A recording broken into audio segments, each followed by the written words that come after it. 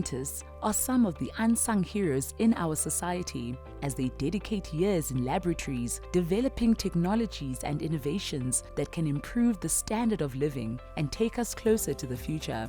On the 5th of December 2024, one of these innovations was brought to life as the point-of-care diagnostic test kit was revealed.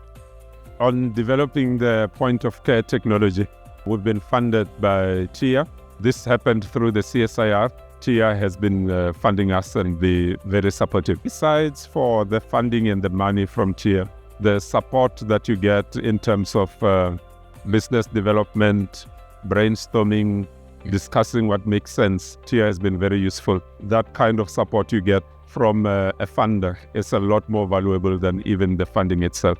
The Technology Innovation Agency, TIA, funded the CSIR for the development of a point-of-care diagnostic test kit and device for early detection of foot and mouth disease, FMD, in livestock that can be used in remote and rural areas.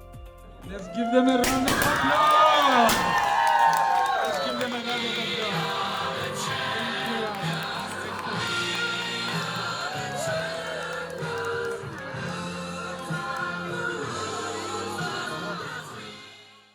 So today we had the launch of the products. The technology that we've developed is now at a commercialization stage. So that's why we launched it, so that the investors can come and see and also invest in the upscaling of the project.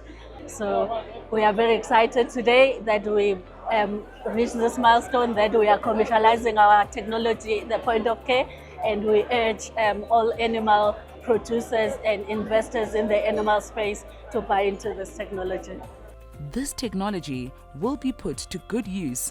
The point-of-care technology has been tested in Rwanda, Lesotho, and Zambia, and has been positively received by the agricultural sector.